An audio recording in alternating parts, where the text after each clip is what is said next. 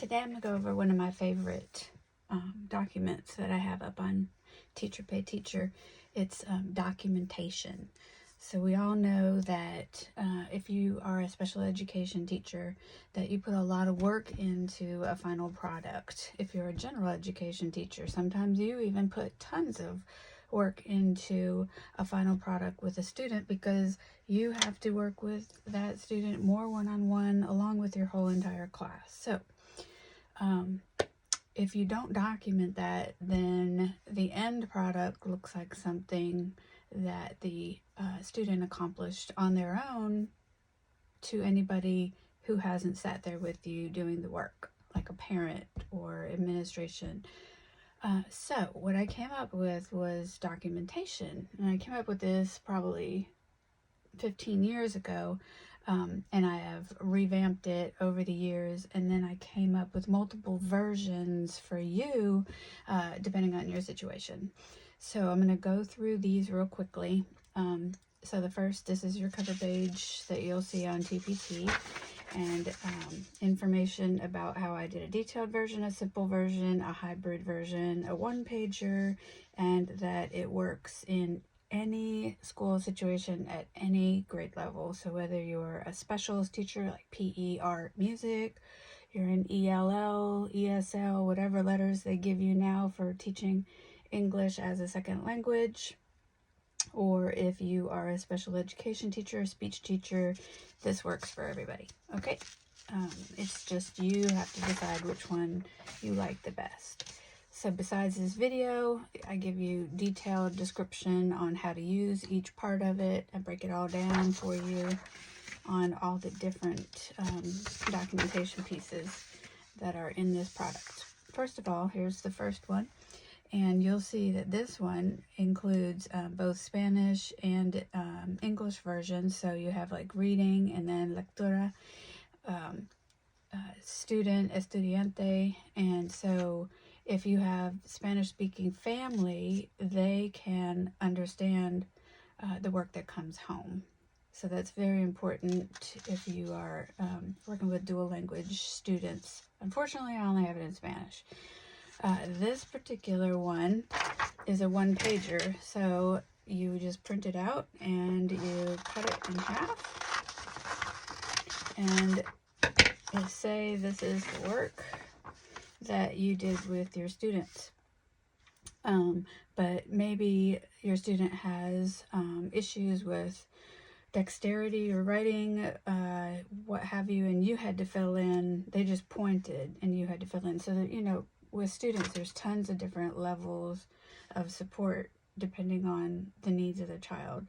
So let's just say, for instance, you were the one doing the coloring in. So this would be obviously a math, and this would be your student's name here, and of course the date, and then you, the teacher, and then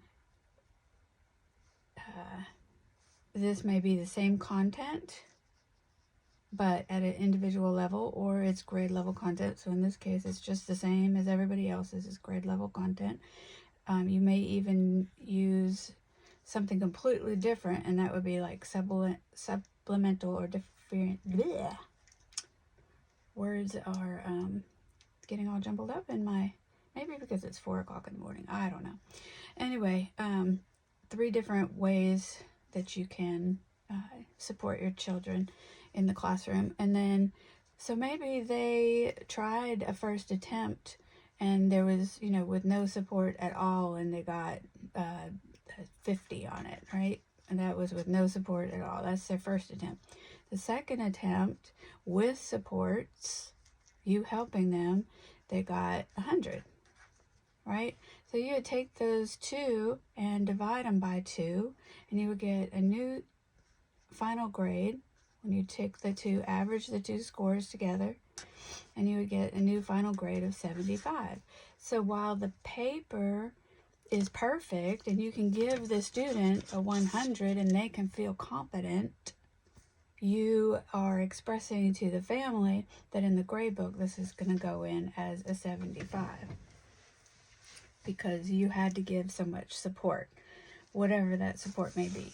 Now this one is a pretty simple paper, so the more complicated the paper, the more support you might have to give. So maybe you redid the assignment with the student, maybe you allowed them to correct their errors, and you showed them which ones were wrong and they went back and fixed them. If there was a word bank, if it was something that required a word bank, if it's a test and you're giving it open book, small groups, if you took the student and they worked with the whole group and then you took them and worked in a small group. If it's an assignment that requires writing, you can, sometimes in a writing assignment, teachers will not only grade the assignment itself, they'll add in a grade for spelling within the same assignment. So you may indicate that they're not going to be penalized for their spelling errors. If you had to give them individual instruction, if it was you put your signature here. If it was a parapro, they put their signature here. That way you know who worked with them. So that's what that signature spot is for.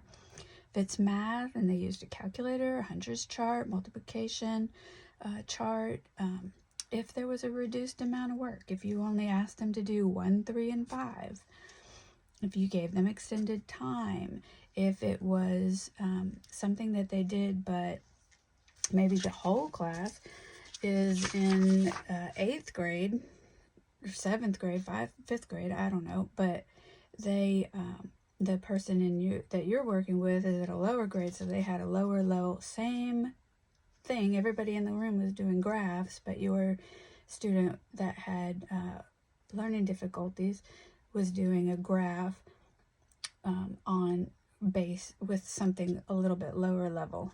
So that could be based on their individual level, they were doing math. And then this explains the average final grade and indicates at the top, may consider work done with or without supports combined. The level of support may be considered as well. The different grading options are explained further on the back. And you can, write out anything you need to on the back. So this one is pretty self-explanatory, and then you would just clip that to the top of the work, and that's how it would go home.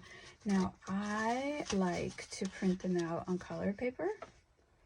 So you can see that this is a little bit different one. We're going to go through a couple, but I just printed it out on color paper so that when it sits on top of the work, it's easy to see. Okay, so that's one example. Let me go to the next one. This one is a level of support rubric. Same thing, you just read through here and decide, what level of support did you provide in order to get to the final product. And then here's some different grading options. If you are grading based just solely on your rubric, and you just circle 1, and then you say, okay, they completed the assignment with prompting, cueing throughout, additional instruction was needed, showing some progress toward understanding, and then that's that same sentence in Spanish. So, you can decide what did they get, somewhere between a 76 and an 80. And if you want to go a step further and just write it on here and circle, you can do that. This goes on the back of this one. So you would take these two and copy them together, front and back. But this helps you within a whole nother level of grading. So this is what it would look like, front and back. Okay, and so that just, you just can't go wrong because everything is spelled out for whoever is looking at this paper, and they know that you put a lot of work into getting a final product. Okay, and this is the same concept, just a shorter version.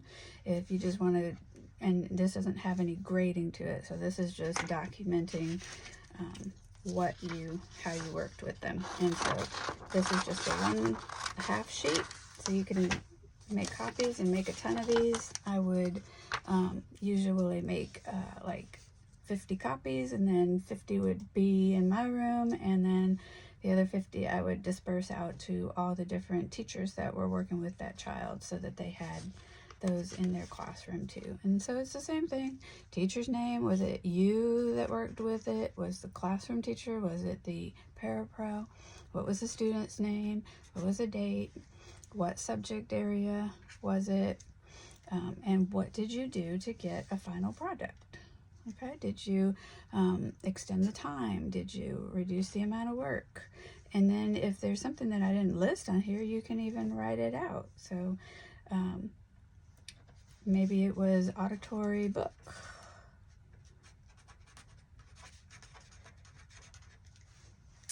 So whatever, it can even go for homework.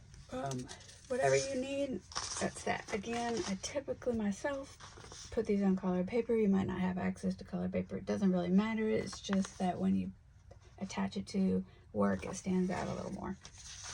Again, included in this product is a explanation of everything again. So I know I'm talking kind of fast because personally I don't like videos where they just go on and on and on and on.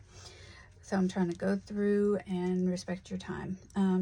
Same exact thing as the last one, it's just a different version. So this one you can simply say, okay, I worked with a student, it was in math, I let them use the calculator. At the end of the assignment, they completed the assignment with minimal prompting cueing, showing the ability to self-correct with additional instructions, and showed significant progress toward understanding. So there's levels all the way from 70 up to 100. And then you can complete a paper grade with supports listed. So maybe your grade was, maybe the paper when they got done with it, because you gave all these supports, was 100. Because that's what you want. You want the kids to feel competent. You want them to get to 100. But your level of support was at 90%. So then you take those two grades and you divide them, and I'm pretty sure that's 85. Again, it's 4 o'clock in the morning. So this is their grade. I'm sorry, that would be 190. And then you divide that by 2, and that would give your final grade. So that explains that you can't give them 100 if they if you had to give them a lot more support and they had to do the whole paper with a calculator or a hundreds chart and multiplication that other students weren't given. So remember, this is for students that need something other than what everybody else in the classroom needs. If you gave everybody a calculator, then you wouldn't need this, because they would have used the calculator and they would have got 100 like everybody else. So it just depends on your situation. Again, this is a single half sheet. This particular one doesn't have any Spanish on it, so it's a little faster to fill out, a little less complicated. So this might be the one that you like and the one that you use. But half sheet gets attached, clipped to the work, and the work goes home. Again, another form of the same thing. This one has the Spanish, and it just helps you with your students that are Spanish-speaking families. Okay, and you can attach that to the backside of the one that is like it in English. So that is for Spanish-speaking families. And again, it breaks down exactly. I give you a page that shows you how everything works, and if you have any questions, just look at the little areas. This is a 1-pager, so the rest of them so far we have cut them in half. This is a whole page, but it works exactly the same way. You put the student's name, teacher's name, date, what's the subject, Was it an assignment or was it an assessment? What kind of things? This has a little more inclusive list of things that you might do. Maybe they did a video presentation where everybody else had to do a pen and paper presentation. Maybe you had them sitting next to you or with a parapro. You could even put with para. Did they, what are some of the ones that weren't on the other ones? Use technology to complete the assignment. Circle the answers that were already highlighted in a text. Then once you're done with the paper, then you look over here and you decide, okay, what was the level of support? And so you'll see it's kind of broken down into chunks. And right there where all the stars are is broken into sections. And so you decide, all right, let's say they demonstrated the ability to complete the assignment with prompting and cueing throughout. You had to help them all the way through. It's not like you showed them the first few things and they were able to do the rest by themselves. You had to really help above the typical necessary. At times, they demonstrated the ability to self-correct, but they may not have been able to do that without the direct instruction. Limited generalization skills. They weren't generalizing what they were learning throughout the rest of the paper. Or maybe you had to pre-teach or front load information or vocabulary. So maybe that was my score, and that's how I would grade it. And that just saves you time because it is super clear what you did and how they responded to the work. Okay?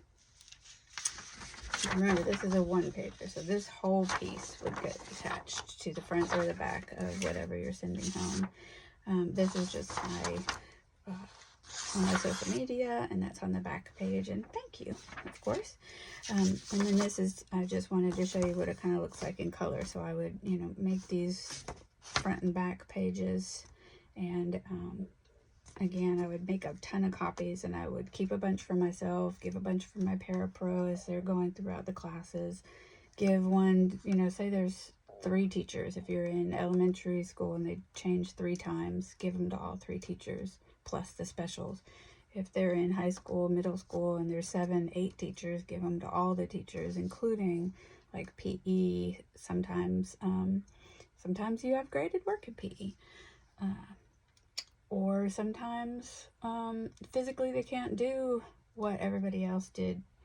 So the teachers, even in that situation, need a way to document that how they worked with the child was different than everybody else.